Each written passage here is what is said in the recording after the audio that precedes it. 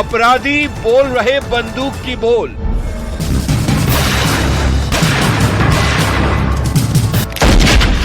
बिहार में crime out of control. जी हां, बिहार में क्राइम आउट ऑफ कंट्रोल हो गया, क्योंकि बिहार के अलग अलग जिलों से लगातार हत्या की घटनाएं सामने आ रही हैं। हम आपके टीवी स्क्रीन पर 6 तस्वीरें आपको दिखाने जा रहे हैं और ये 6 तस्वीर है जिसमें आप देखिए ये अलग अलग जिलों की तस्वीर जरूर है, लेकिन हर जगह हत्या की वारदात से सनसनी फैली हुई है। बेगूसराय, मुजफ्फरपुर, समस्तीपुर, नालंदा, नवादा और गोपालगंज की तस्वीर, जहां महज कुछ ही घंटे के भीतर बेखौफ अपराधियों ने बिहार के अलग अलग जिलों में जमकर तांडव मचाया है। बदमाशों ने रिटायर्ड शिक्षक, ठेकेदार, पंच, कारोबारी समेत कई लोगों को मौत के घाट उतार दिया है। गोलियों की गूंज से बिहार थर्रा उठा है, क्योंकि मुजफ्फरपुर से लेकर मोतिहारी और नालंदा से लेकर नवादा तक अपराधियों ने कुछ ही घंटे के भीतर कई बड़ी वारदात को अंजाम दिया।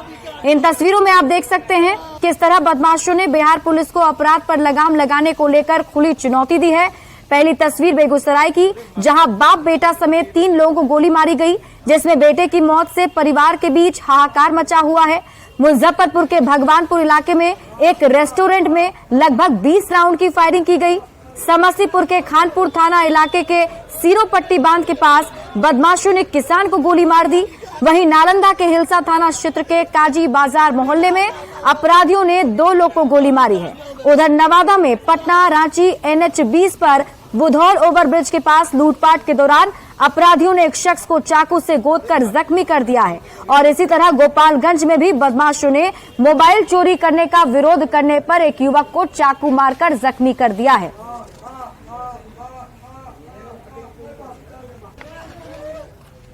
और अगली बड़ी खबर आपको मोतिहारी से बता दें। मोतिहारी में भी एक ठेकेदार को निशाना बनाते के साथ ही अपराधियों ने यहां पर तांडव मचाया है। बताया जा रहा है कि यहां पर ठेकेदार पर गोली चलाई गई है।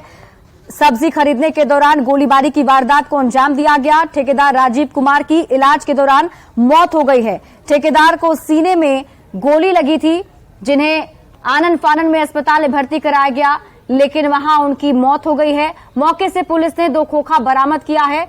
चकिया के थाना चौक की घटना बताई जा रही है। बताया जा रहा है कि चकिया थाना के महज 100 कदम की दूरी पर हत्या की वारदात को अंजाम दिया गया है। अपराधियों ने पहले घर का पता पूछा और फिर राजीव को गोली मार दी। ये तस्वीर हम आपको दिखा रहे हैं, उसी ठेकेदार की तस्वीर है जिसे गोली मारी गई है। 2 आदमी आया है पल्सर से, इधर से आया है मोतिहारी रोड से। तो इनसे पूछा है कि राजीव भाई का घर कौन है, तो ये बताए हैं कि क्या बात है, तो काम है। तो ये बोले हैं कि चलिए 80 करीब है। तो फिर पूछा है कि 2-3 बार पूछा है, तो बोले हैं कि हम ही हैं, तब गोली चलाया है। और अगली बड़ी खबर आपको बेगूसराय से बता दें, जहां रिटायर्ड शिक्षक की हत्या कर दी गई है। जानकारी के मुताबिक रिटायर्ड शिक्षक की हत्या के बाद से पूरे इलाके में सनसनी फैली हुई है। आपको बता दें, बेखौफ बदमाशों ने गोलीबारी की वारदात को अंजाम दिया। जमीन विवाद में गोलीबारी की बात कही जा रही है। फतेहा हॉल्ट के पास इस वारदात को अंजाम दिया गया है और 2 साल पहले शिक्षक के बेटे की भी हत्या की गई थी। बछवाड़ा थाना क्षेत्र की ये घटना है। फिलहाल पुलिस की टीम इस पूरे मामले की जांच पड़ताल में जुटी हुई है। एक दिन टहलता था, लौट के जा रहा था तो गोली मार दी। कब की घटना है ये? 2 घंटा लगभग हो रहा है। क्या कुछ सामने आया है कि इन वजहों से की गई? पूर्व में जैसा पता चल रहा है इनके पुत्र की भी हत्या हुई है। हाँ, छोटका लड़का तो बता रहे कि मैंने जमीनी विवाद का पहले से केस चल रहा था, उसी के बारे में जो बताया है। अभी आगे कुछ नहीं बताया। अभी जांच चल रही है। जांच चल रही है। और बेतिया से अगली बड़ी खबर आपको बता दें, बेतिया में भी पंच को गोली मारी गई है। पंच की हत्या कर दी गई है। पंच की जो लाश है वो खेत से बरामद की गई है, जिसके बाद से पूरे इलाके में मातमी सन्नाटा पसरा हुआ है। पंच नगीना महतो की हत्या की गई है। खेत में नगीना महतो की लाश मिली। चनपटिया के गिधा गांव की घटना है। फिलहाल पुलिस की टीम पूरे मामले की जांच पड़ताल कर रही है। ना भर निम्न खाओ के अपना रहता वही नहीं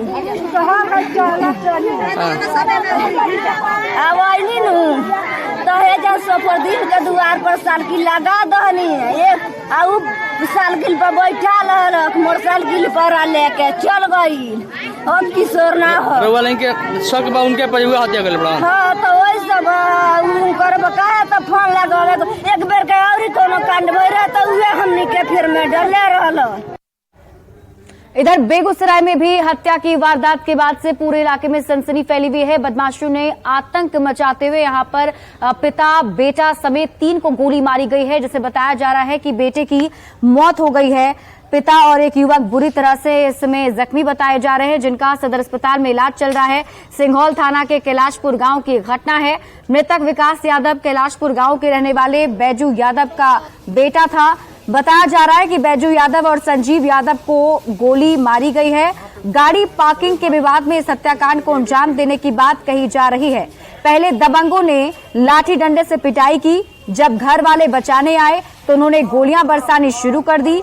फिलहाल पुलिस मामले की जांच में जुटी हुई है। हम भी थे वहीं पर, हमको चिटका लगाता था कि यही मार दिया। कारण किस कारण? बेमतलब हमको भैया को मार दिया। कारण क्या था गोली मारने? कोई कारण नहीं था हमारे दादा के साथ में। आज दिल्ली से कि कल जाते बोल बम, आज मार दिए दादा। पक्ता चमो यादव का 4 लड़का था, सब उसकी बीवी भी थी वहीं पे, सब फोटो लगा हुआ उसका घर पे कैमरा पे चलिए। गोली कौन चलाया?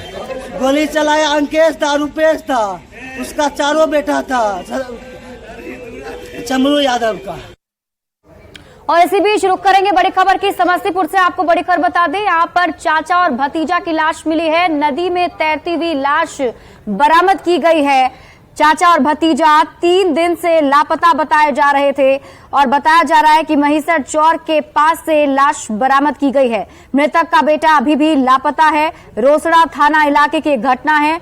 फिलहाल पुलिस की टीम जांच कर रही है। बताया जा रहा है कि शिवाजी नगर के फुलवरिया गांव के रहने वाले नंदलाल राय गुजरात में ठेकेदारी का काम करते थे। 16 अगस्त को वो ट्रेन से गुजरात से रोसड़ा स्टेशन पहुंचे थे। उनको लाने के लिए मिथिलेश कुमार और उनका भतीजा लकी कुमार बाइक से गए थे। वापस घर लौटने के बाद अचानक तीनों लापता हो गए। अब नंदलाल राय और भतीजा लकी कुमार की लाश मिली है, लेकिन मिथिलेश कुमार अभी भी लापता है, जिसकी खोजबीन जारी है। और पता चला कि बिरहा में किन्हीं को ऑन द स्पॉट हो गया, उनके बाइक से किसी को टक्कर लग गया, उनकी मृत्यु हो गई। और शायद ये लोग छोड़ के बाइक भागे होंगे, बाइक भी बरामद हुई है। और उसके बाद इनको पकड़ के और अभी शायद पिटा उटा हो गया। इतना बेदर्दी से पिटा गया है, जो आप अगर दिखाएंगे फोटो तो अनुमान लगा सकते हैं कैसे पिटा गया है। और लाश 2 लाश मिली है और एक अभी खोजबीन चालू है। वहीं बिहार में लगातार बढ़ते अपराध को लेकर बिहार सरकार के मंत्री रत्नेश सदा ने प्रतिक्रिया दी है। उनकी तरफ से कहा जा रहा है कि बिहार को बदनाम करने की कोशिश की जा रही है। अगर बिहार में अपराध हो रहे हैं तो पुलिस की तरफ से कार्रवाई भी जरूर की जा रही है। सबसे गड़बड़ तो जहां पर प्रधानमंत्री बैठे रहते हैं वहीं सबसे ज्यादा करप्शन है, लूट है, हत्या है, अपहरण है। वहां पहले ठीक करे न, उसको नजर में बिहार जितना गड़बड़ बुझा रहा है। अगर सब से अगर कोई विशेष बदनाम करने का काम किया है कोई पार्टी, तो वह है बीजेपी। बढ़ी है तो उस पर कार्रवाई भी तो तुरंत हो रही है। कार्रवाई में तो हमारे प्रशासन कहीं पीछे नहीं है।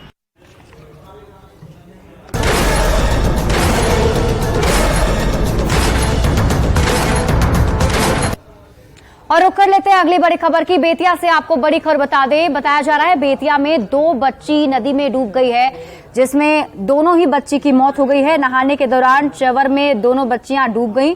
बकरी चराने के लिए ये दोनों गई हुई थी, जिसका नाम सलोनी और गुलाबो बताया जा रहा है। नौतन के पांडे टोला की एक घटना बताई जा रही है, जहां नहाने के दौरान चवर में 2 बच्चियां डूब गई। बकरी चराने के लिए सलोनी और गुलाबो गई हुई थी और तभी चवर में डूब गई हैं, जिसकी दोनों की मौत हो गई है।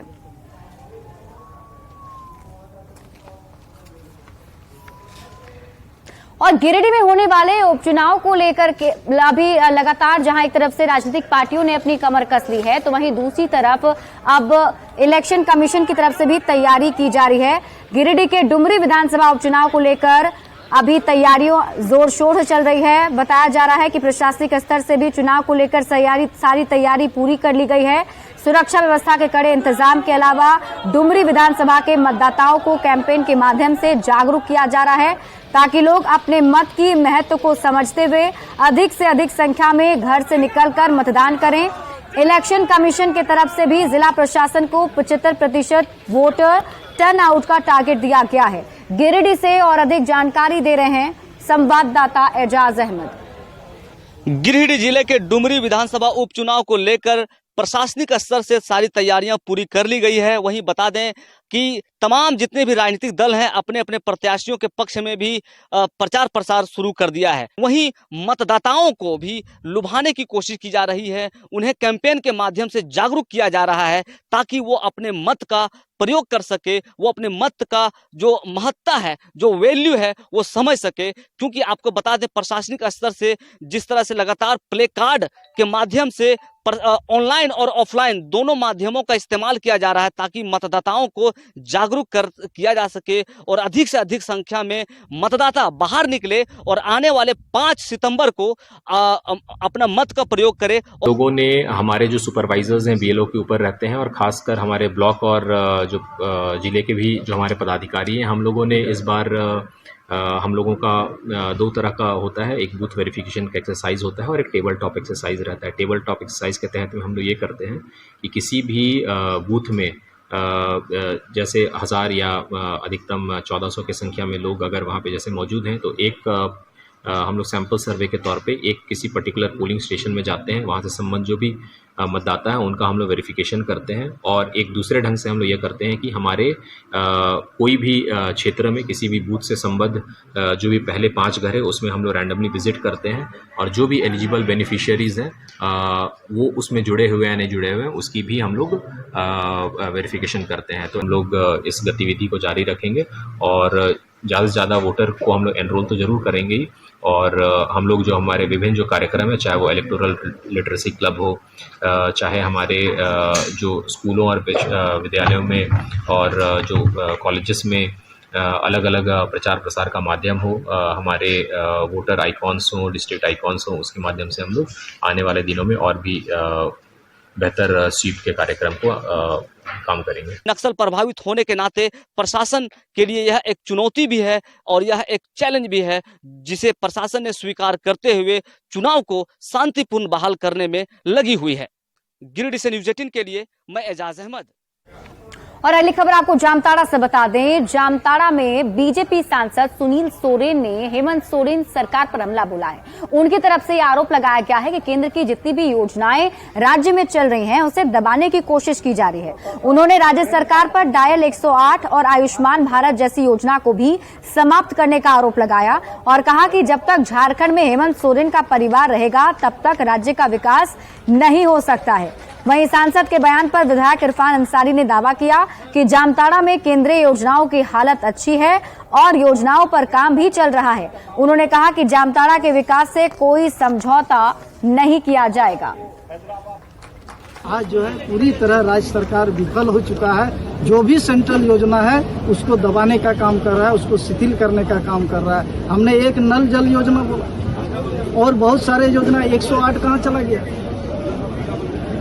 100 कहाँ चला गया जो तुरंत कार्रवाई होता था, आयुष्मान कहाँ चला गया जो गरीब से रिलेटेड चीज था, उसको जो है ये लोगों ने समाप्त करने का काम किया। आज तक विकास नहीं किया। ये हेमंत सोरेन का परिवार जब तक रहेगा इस राज्य में वो जो है विकास नहीं हो सकता है। लगभग 250 करोड़ का योजना जामताड़ा में चल रहा है, नायपुर में 250 करोड़ योजना चल रहा है। सांसद महोदय भी हैं जिनकी जानकारी है, अगर कहीं गाड़ी फंसेगा तो इनको बोलेंगे हम लोग। लेकिन विकास पे हम लोग एक हैं, विकास पर हम लोग कोई समझौता नहीं कर सकते। हमारा एक ही लक्ष्य है कि जामताड़ा का